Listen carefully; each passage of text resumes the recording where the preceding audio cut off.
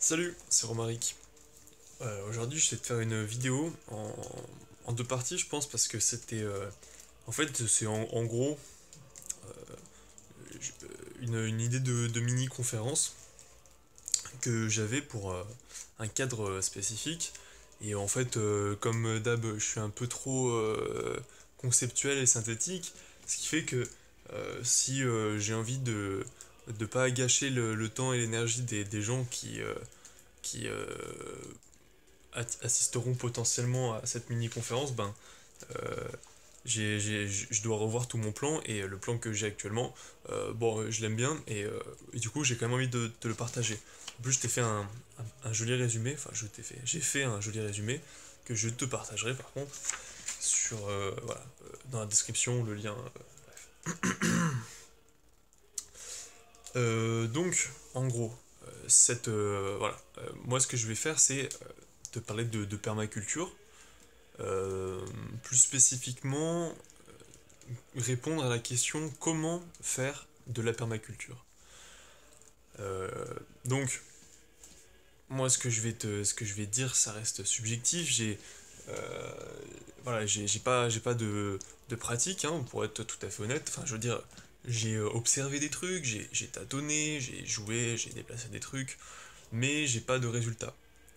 Donc, ce que je dis à propos de la permaculture, euh, il faut le prendre avec des pincettes. Il faut prendre ça comme l'assimilation d'un savoir théorique et audiovisuel.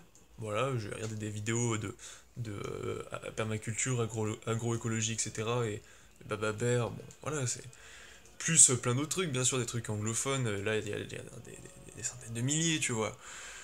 Bon, donc voilà, c'est tout ce que je dis, c'est assez subjectif. Moi, ma littérature, elle est là. C'est Edible Forest Garden, les deux tomes. Bon, ils sont chers, mais bon, ils sont cool. Vraiment, ils sont trop bien. Ça, manuel des jardins agroécologiques, permaculture 1 et 2, Bill Mollison.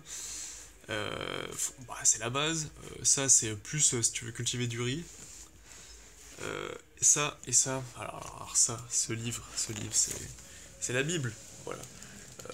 Moi personnellement je dirais que ça c'est ma source d'inspiration majeure pour ce dont je vais parler, plus un autre livre que j'ai prêté à quelqu'un mais qui me l'a pas encore rendu, euh, qui s'appelle Permaculture humaine, il me semble, j'ai oublié depuis le temps. Et voilà, donc je t'invite à ensuite, en gros ce que je fais moi c'est que je te donne des idées, c'est que je te donne des pistes de réflexion, euh, des morceaux euh, pas au pif en fait, j'ai essayé de faire un plan malgré tout euh, qui présente les grands axes de conduite de projet à la sauce un peu permacole comme je le vois. Donc très clairement c'est ça. Euh, c'est 30, pas 30 minutes, mais c'est 20 minutes. Je vais t'expliquer grosso modo comment faire un projet en permaculture, comment faire de la permaculture. Et pour commencer, tu te dis, mais quel genre de projet? Sans doute, ce que je veux te dire, c'est que c'est transverse.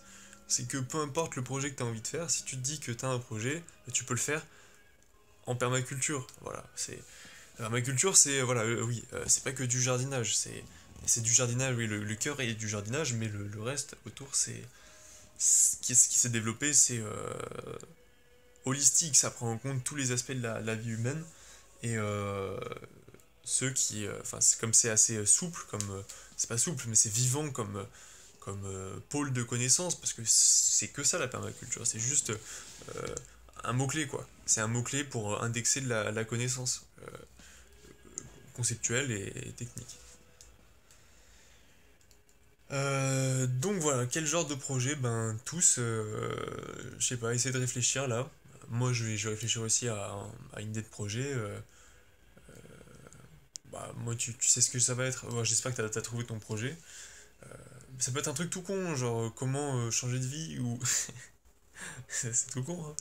Non, ou comment faire des travaux dans une pièce ou comment euh, écrire un livre. Voilà. Bref. Donc t'as ton projet en tête, j'espère. Moi, tu sais ce que ça va être cette histoire de terrain, comment je le rends productif, parce que c'est effectivement un bon indicateur de réussite, de santé euh, d'un projet. Entre guillemets, c'est bon. Moi, mon projet, c'est pas de dégager du bénéfice spécialement, mais c'est au moins de permettre de plus dépenser d'argent, donc de plus avoir à travailler pour en gagner. Parce que, voilà, euh, j'ai envie d'avoir la flemme comme je veux. Mais pour ça, il faut que je fournisse un travail initial, et c'est d'autant plus difficile que, malgré tout, la façon dont j'ai envie de le faire, et c'est pas pionnier, mais c'est trop original pour. Enfin, je peux pas laisser influencer mon projet par. Enfin, je l'interprétais, j'ai une vision, et en fait, je pense elle est tellement théorique, et elle va se prendre un. Comme les pentes, tu vois, elle va se prendre un coup, et je pense que cette nouveauté, il faut pas la brider en fait. Je pense qu'il faut expérimenter dans la nature la théorie le plus général possible. Comme ça, on se fait vraiment sur le terrain, on se fait en même temps que le terrain. Voilà. Bon, la motivation, c'est la première chose que tu dois trouver pour faire ton terrain. C'est le plus difficile, ton projet, pardon.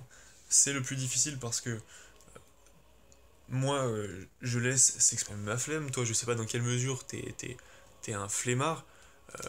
Mais donc, pour que je travaille, pour que je sois actif, que je produise quelque chose, il faut que ça me passionne. Donc j'ai la chance d'avoir trouvé vraiment de quoi m'occuper. Je peux m'occuper des jours entiers euh, de création et surtout d'expérimentation parce que je produis pas vraiment quelque chose de fini parce que pour l'instant ça me semble pas fini, mais j'ai confiance que en faisant plein de, de petits trucs comme ça, je vais finir par aller en profondeur donc, et découvrir des choses et faire du beau résultat. Donc euh, la première motivation c'est voilà, de faire du bon résultat, de faire un résultat qui peut être évalué comme productif, comme ayant dépassé les objectifs initiaux que tu avais en tête. Parce que là, ce qu'on fait dans les motivations, c'est qu'on va se définir des objectifs.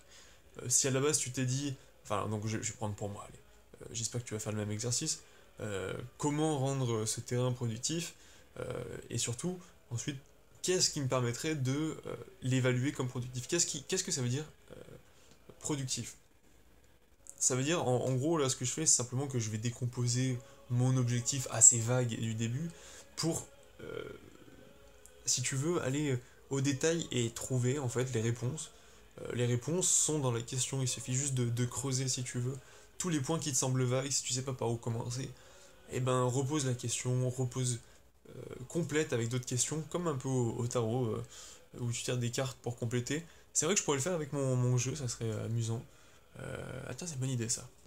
Voilà, j'ai mon jeu là, tranquille.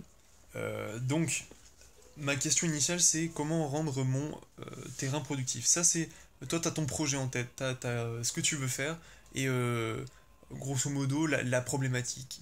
C'est la base, t'as fait ça pendant tout ton collège, lycée et études supérieures. Donc tu problématises ton projet. C'est quoi, à quoi tu veux répondre, à quel besoin tu veux répondre, voilà, c'est ça. De quoi tu as besoin pour être heureux et comment tu penses que ton projet va améliorer ton bien-être, va améliorer ton environnement. Voilà. Donc moi, ma question, euh, c'est déjà comment rendre mon terrain non, plus que productif, je dirais même habitable et plus. Voilà, habitable, donc soutenable et plus. Plus le surplus qu'on va redistribuer, qu'on peut échanger contre d'autres ressources. Donc comment le rendre productif? Et ben voilà, je pioche une carte générique. Bon, c'est trop générique. Retour à la poussière. Trop générique. Trop générique. En fait, je pense que c'est ça mon problème. Non, mais ça marche pas. Ça marche pas. Faut pas s'acharner. Je pensais que ça serait une bonne idée, mais non. Donc,